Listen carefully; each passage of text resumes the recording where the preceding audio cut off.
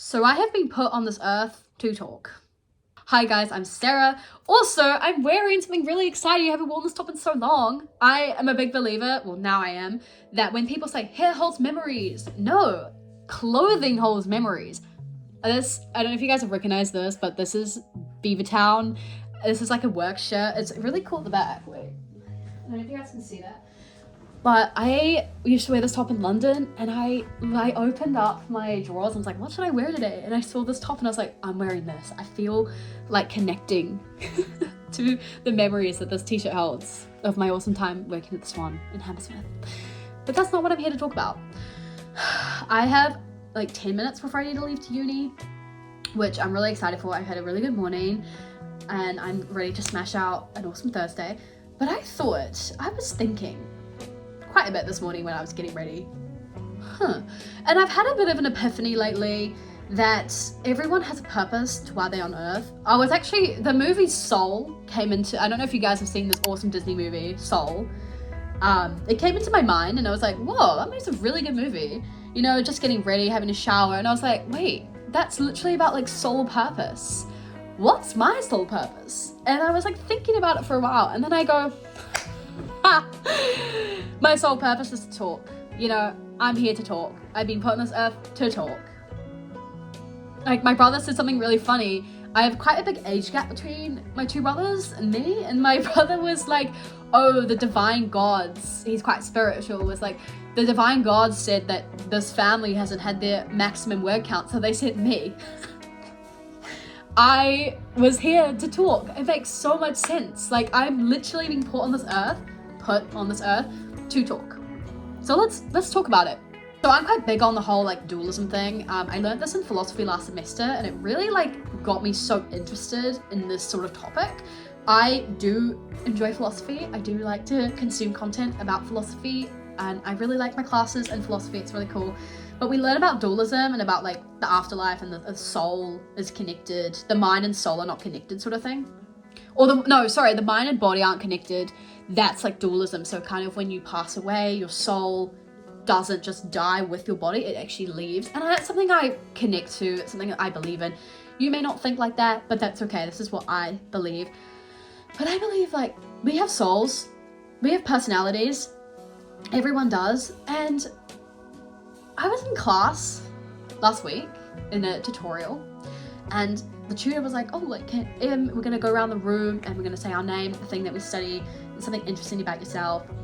And pretty much everybody in that room didn't know. They didn't know what was something interesting about themselves. And yet, look, maybe, I swear, when you've been put on the spot, you go, oh, like, I don't know anything interesting about myself. Like, oh no, like everyone's saying something, what am I gonna say? Maybe it's nerves because you don't want to talk in front of these strangers, and I totally get that. You know, I spent whole of last semester not talking, which is so unusual for me, but I literally didn't talk. I was mute in those classes. It's quite scary, I understand. So when it came to my turn and I was like, what is something interesting about myself? And then I realized, I talk a lot. That is something interesting. That is me. If you had to describe me, they probably say she talks a lot. That is totally connected to me as a person. I talk a lot. It is something, I even put it in my Instagram bio. I talk a lot. I do. I talk a lot. Everyone who knows me goes, yeah, Sarah, she talks. She talks a lot. That's just connected to me. And I realized like, oh my God, talking is part of me. It's part of who I am. It's part of how I voice me. It's how I come across. And obviously I know that there are some parts in life that it's not acceptable to talk, you know, especially when you're in class. It's not respectable to like talk in class, obviously. And there's definitely certain situations where I don't talk. This is why I have YouTube. This is my creative outlet. This is my talking outlet. This is why I funnel my thoughts, my feelings, my life into my YouTube channel. And yet I'm not on here to become an influencer, to be like really famous, whatever. Like I'm here as this is my creative outlet, and this is how I sort of funnel my life through my YouTube channel. So this is how I am me. I don't know. I actually really love my YouTube channel. Thank you, my brother Josh, who suggested when I was 18 that I should create a YouTube channel, because I I love it. I love creating content. I love to talk, and this is why I have a subsection called YAP SESH because I like to talk a lot. I used to get in trouble quite a bit in areas of my life, you know, work, school, swimming, that sort of stuff. Be like, can you stop talking? Can you stop talking? Like, stop talking, Sarah, and do some work. Stop talking, like, you need to listen. And I used to be like, I don't want to stop talking. But obviously I've learned, like, I'm an adult now, I know that there are definitely situations that you're not meant to talk, and work is probably definitely one of them, especially when you have customers behind you and you've been yapping with your work friend, and you're like, well, they can wait.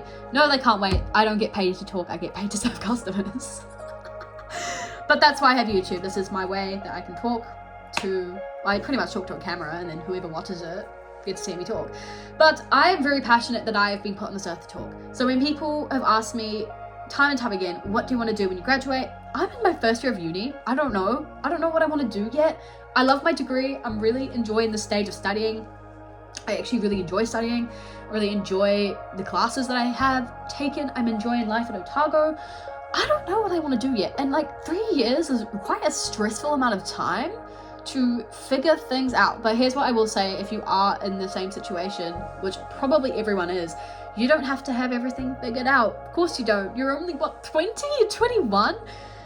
It's like kind of crazy that they expect society as a whole expects us to have it figured out when literally no one has things figured out.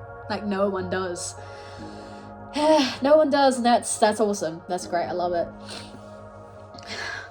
But I've come to this conclusion that when I graduate, what I want to do in life, if I had to pick, if I had no sort of funnel to go down and I could pick any sort of thing I wanted to, talking, something that involves talking.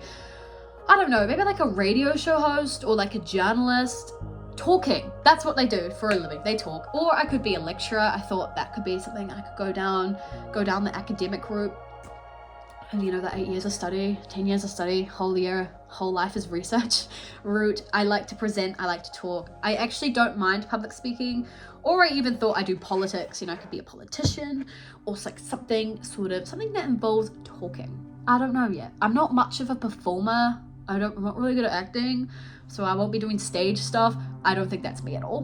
But something that involves me voicing words.